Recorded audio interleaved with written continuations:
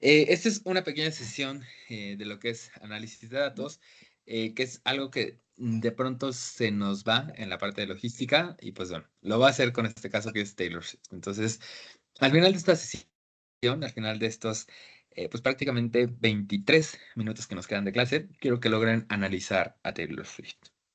Y para esto les voy a pedir que antes de continuar la clase, le pongan aquí pausa al video y me digan qué logran notar en estas gráficas, ¿no? O sea, acá pues bueno, estamos hablando de las canciones en el Billboard Top 10 y Top 100 de cada uno de sus discos, ¿no? Entonces viene por ahí, ay, dejemos si por aquí hay zoom. Ah, no, ahí está, no. Creo que aquí no hay zoom. No, por aquí no hay zoom. Bueno, viene cada uno de los discos de Taylor Swift, ¿no? Yo no me considero fan número uno de Taylor Swift, entonces no, una disculpa si alguien de aquí es Swiftie, pero bueno, por ahí veo Reputation, Folklore y demás, hasta Midnight, que es su disco número 10. Mm, y viene el número de canciones que han estado en su top 100, que son los que están en azul, y en verde los que son top 10. Vean cómo ha evolucionado. A ver qué les dice esta gráfica de por acá. Luego, esta gráfica nos corta hasta 2019 ahorita, y viene cada uno de sus tours, ¿no? Que si Fearless, que si Speak Now, que si The Red Tour, The 1989 Tour y The Reputation Tour. Entonces aquí nada más viene la información hasta el Tour de Reputation. Aquí todavía no viene el The Eras Tour. Pero vean esta línea. ¿Qué les dice esta línea de por acá? Vean acá, por ejemplo, la evolución de Taylor Swift en el sonido. Aquí está su disco número 1, que es Taylor Swift, 2, que es Fearless, 3, que es Speak Now. Vean que están por aquí. El 4 y el 5 están por acá. El 6 se va haciendo hacia acá. El 7, el 8, el 9 y el 10. Vean cómo se mueven de electrónico a acústico, musicalmente positivo, musicalmente negativo. Y vean cómo terminan cada una de las letras de su última canción de cada uno de sus discos, ¿no? Entonces, vean aquí esta información. Entonces, ponle pausa y díganme qué les dice toda esta información. ¿Ok? Ya le pusieron pausa. Vamos ahora con las respuestas. Entonces, lo primero que estamos viendo acá es cómo ha ido evolucionando su popularidad, ¿no? O sea, vean cómo en su primer disco realmente pues no tuvo canciones en el top 10, tuvo solamente 5 canciones en el top 100. Para el disco número 2, pues bueno, ya empezó a tener por ahí 4 canciones en el top 10 y 7 canciones en el top 100 y tuvo 2 canciones que no entraron en ningún top. Para su disco número 3, que vean justamente que está aquí todo relacionado o están muy juntos, todas sus canciones estuvieron o en el top 10 o en el top 100. Luego para el 4, el 5 y el 6, pues bueno, vemos aquí unas que sí, unas que no, más o menos. Pero a partir del disco 7, otra vez regresamos a este patrón en donde todas están o en el top 10 o en el top 100. Y vean qué pasó para su disco 10. Para su disco 10, en octubre de 2022, por primera vez en la historia, todo el Billboard Top 10 consistió de canciones del mismo álbum, ¿no? Aquí están las 10. Entonces, eso quiere decir que Taylor Swift estuvo en el top 10. O sea, todas las canciones que eran las más escuchadas eran canciones de Taylor Swift, ¿no? Entonces, vean esta evolución, ¿no? Cómo se va haciendo. Vean aquí justamente la proyección del Eras Tour, cómo esta línea de tendencia, pues bueno, nos iba diciendo cómo iba por ahí. Y vean justo cómo se proyectó la demanda para el Eras Tour, ¿no? De 3.6 millones de tickets. Este dato no sé ya en cuánto haya cerrado, probablemente hasta fueron más, pero la línea de tendencia, pues bueno, nos marcaba que iba hacia allá. Ahora vamos a la evolución del sonido de Taylor Swift. Entonces, vean cómo aquí estuvo, bueno, primero en el country, luego se cambió al pop, luego acá uno en su disco 6 que se enojó un poquito, en el 7 que se enamoró, en el 8 y en el 9 que bajó la velocidad un poquito, se fue más hacia el acústico, y en el 10 se vuelve un poquito más realista, ¿no? Y justo apegándonos como a esta parte de acá, vean cómo de los 16 a los 20 años, que es cuando graba Taylor Swift, Fearless y Speak Now, las letras empiezan como con estas líneas que son muy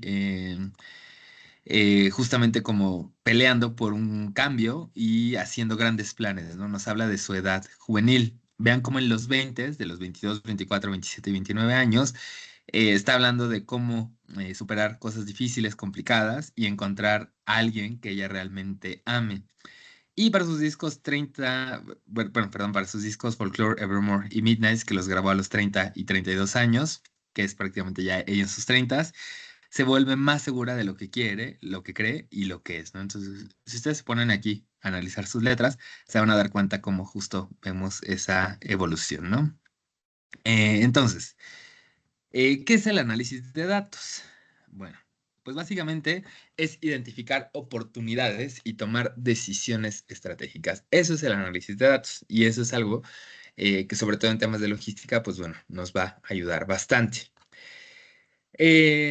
Antes de continuar con nuestro análisis de Taylor Swift, vamos con un poquito de teoría. Entonces, hay tres tipos de datos que ustedes pueden llegar a ver: estructurados, semiestructurados y no estructurados. Si todo va bien, y afortunadamente para todo lo que es WMS o Warehouse Management Systems, van a ver que todo o la mayoría de los datos son estructurados, es decir, están en una base de datos, son datos numéricos en Google Sheets o en Excel, o que tienen justamente una característica de ser un número, es decir, están estructurados.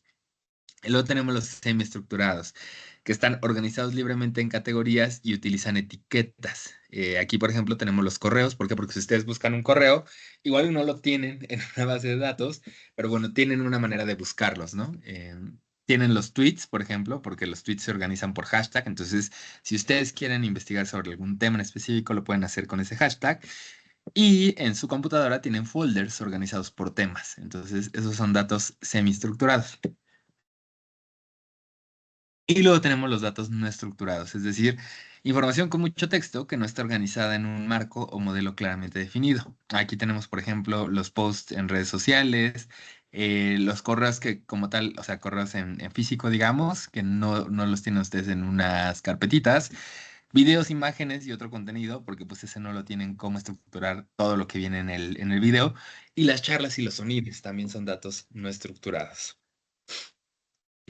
Ahora, ¿qué tipo de análisis tenemos que hacer? Normalmente, la mayoría de las empresas se quedan en el diagnóstico. Vean el valor que genera y la complejidad que tiene, ¿no? Lo primero es el análisis descriptivo, es qué pasó. Entonces, cuando les digo justamente esta parte de, bueno, hay que recolectar los datos, es esto, ¿no? Ustedes dicen, bueno, de tantos pedidos que yo hice, tanto por ciento no llegaron correctamente o tantos llegaron dañados. Eso es qué pasó. Ah, tanto por ciento llegó dañado.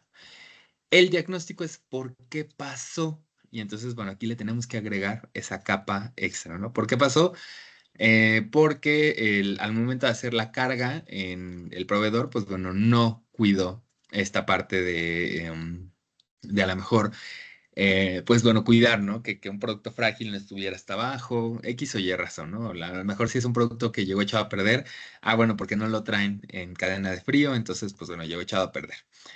Y luego viene el predictivo, ¿qué va a pasar? Acá sobre todo, pues bueno, tiene que ver con a futuro esta tendencia, qué es lo que nos puede llegar a dar. A lo mejor si ahorita lo vemos así como decir, bueno, de los pedidos que llegan, que justo también hoy en el curso de Six Sigma nos decían, ¿no? Hay algunas paqueterías en donde les dicen, si algo se te cae, ni modo, no lo entregas, y hay que ver con el seguro como tal del paquete, qué es lo que llega a pasar. Bueno, si eso implica costos, ¿qué va a pasar si seguimos con esas mismas tendencias, ¿no? O sea, ¿qué tanto va a representar a lo mejor en costos esos errores que hemos llegado a tener o esa merma que pudiera llegar a haber? Y luego viene el prescriptivo, esto es como el doctor, ¿no? O sea, ¿cómo podemos hacer que pase o que no pase algo? Entonces, pues bueno, ahí está el reto. ¿Por qué? Porque no nada más es hacerlo como con lo que ya existe, sino cómo hacemos que pase algo nuevo, algo diferente. Y ese es un gran reto. Hay muchas maneras de hacer un proceso de análisis. Vean acá están algunas de las técnicas. Tenemos el modelo CRISP, tenemos el modelo DSP, que es el Data Science Process, tenemos el modelo TDSP. Entonces, vean que hay N cantidad de modelos. Estos obviamente, pues bueno, si los ven así, a lo mejor los puede agobiar, se les puede hacer bastante complicado. Digamos que el proceso de análisis, si lo queremos simplificar, es este de acá, de OSEM, ¿no? Entonces, OSEM, ¿qué significa?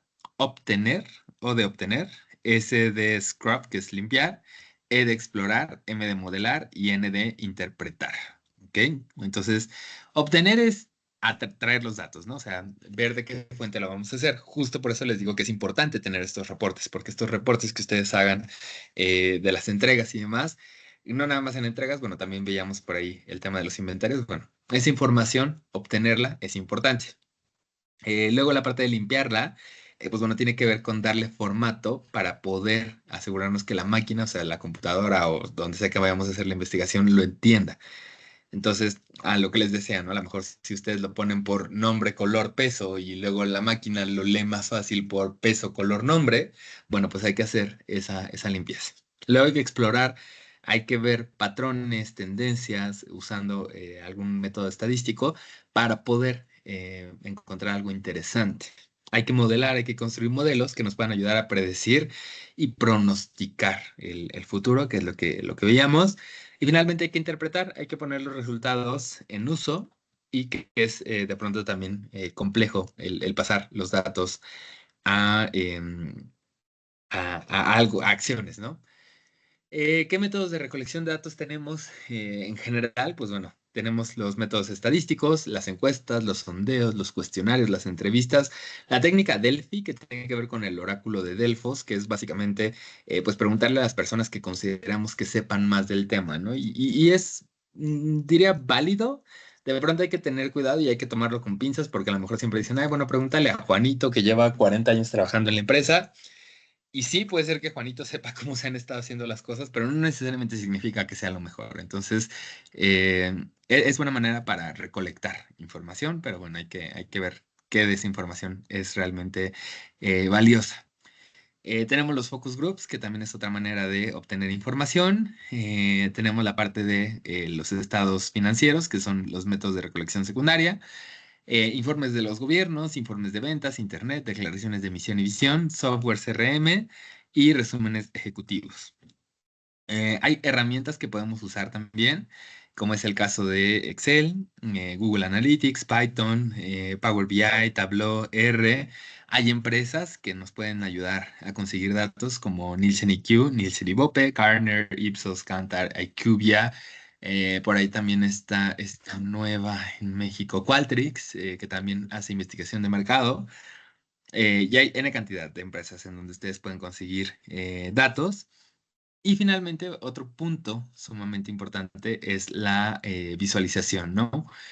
Vean, por ejemplo, esta tabla de acá. Si yo se las pongo así, pues estoy seguro que no me pueden decir como mucha información o se pudiera llegar a complicar. A lo mejor después de estarla viendo un rato, le pudiéramos entender, pero vean acá. Ah, bueno, pues con esta gráfica creo que queda más claro, ¿no? Que Francia destaca por su Producto Interno Bruto.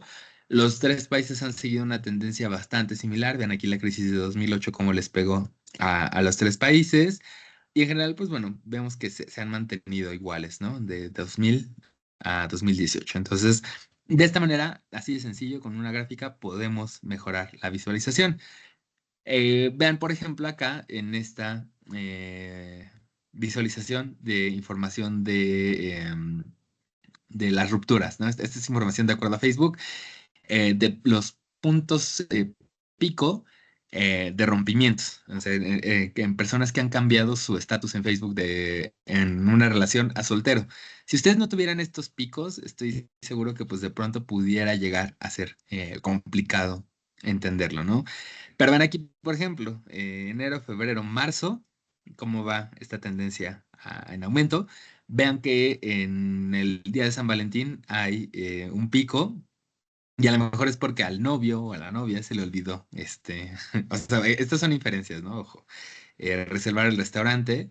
En marzo es justamente antes de las vacaciones de Semana Santa, entonces a lo mejor ahí tiene que ver con el Spring Break.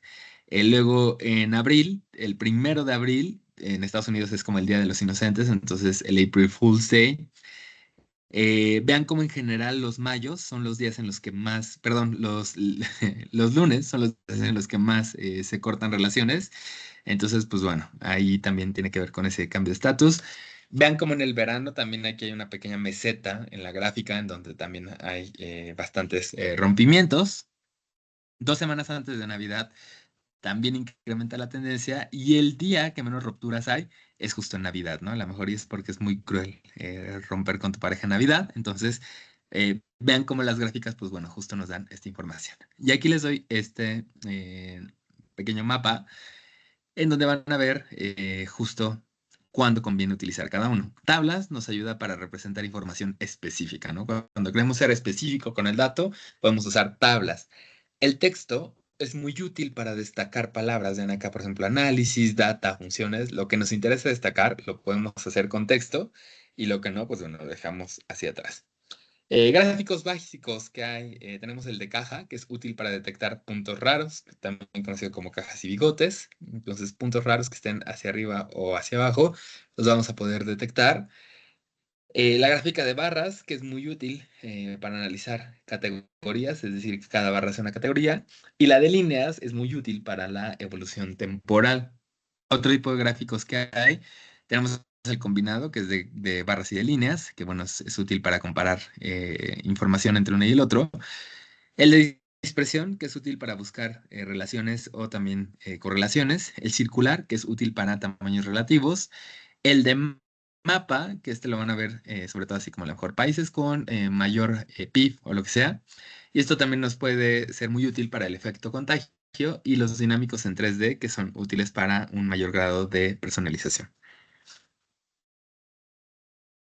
Ahora, una parte súper importante en cuanto a al análisis de datos es el tema de los KPIs, o también conocidos en inglés como Key Performance Indicators o KPIs, que son los indicadores clave de desempeño. Son la unidad de medida que nos va a permitir medir, controlar y comprobar si se están alcanzando los objetivos.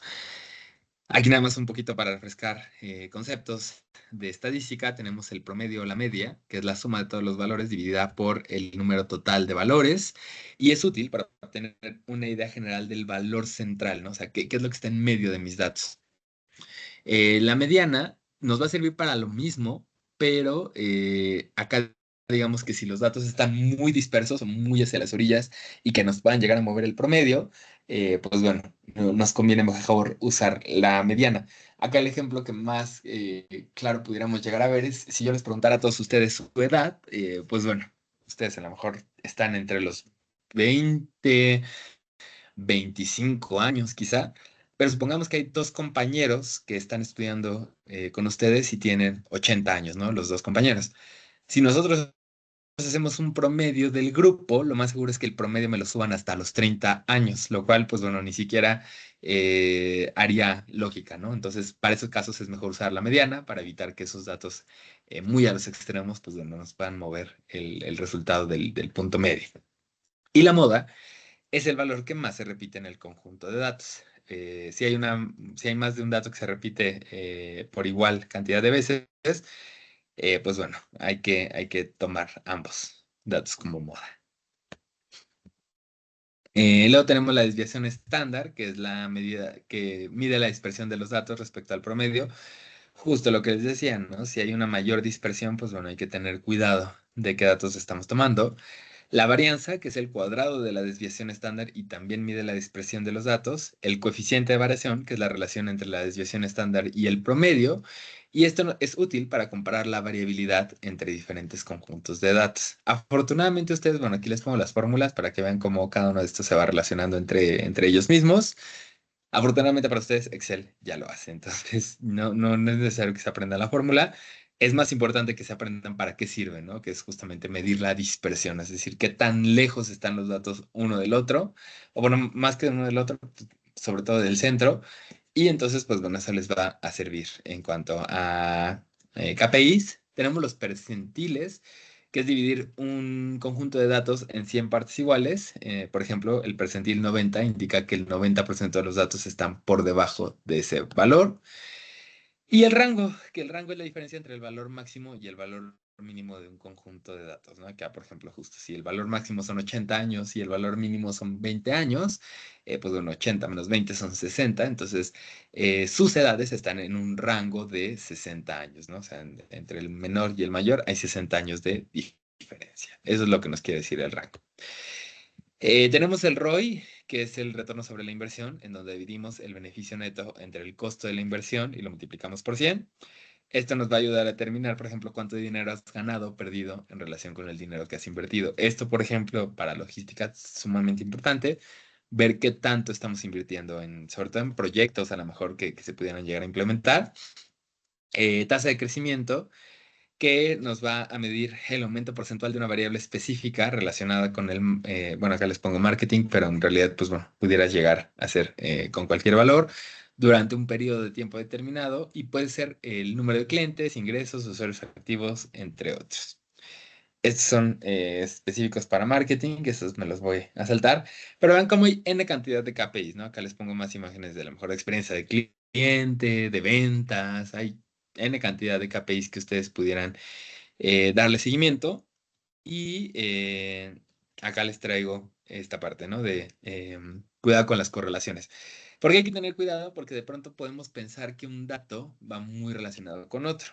Hay justamente, aquí les pongo esta que es el número de películas en las que Robert Downey Jr. aparece y los votos para el candidato democrático presidencial en Indiana. Van a ver que van muy parecidos.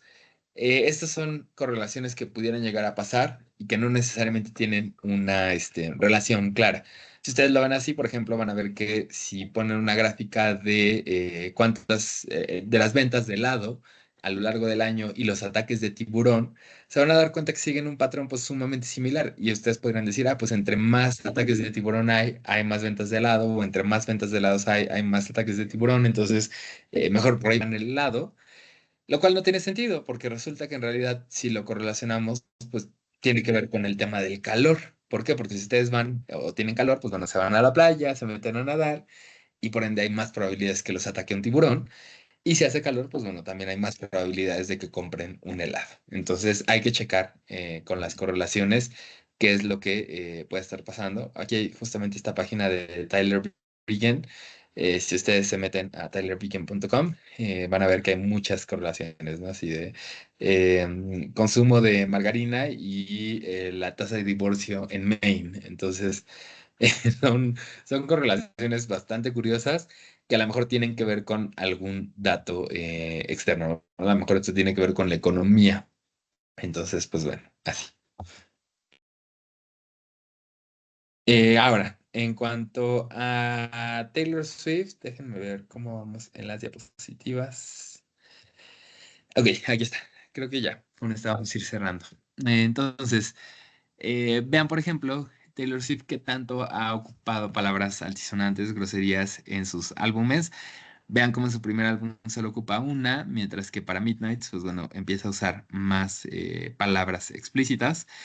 Los colores, vean cómo en sus primeros álbumes sus colores eran rojo, dorado, azul y negro, y cómo ha evolucionado, ¿no? Nos habla de la evolución que ha tenido como artista. Ahora menciona el marrón, el lavanda, el verde aurora boreal, el zafiro, entonces lo menciona así. Vean cómo se mueve, ¿no? Su edad. En sus primeras canciones decía boy, girl, que es niño, niña. A los 24 dice hombre, mujer. Y en sus canciones más recientes viene mujer y esposo, ¿no? Entonces, bueno,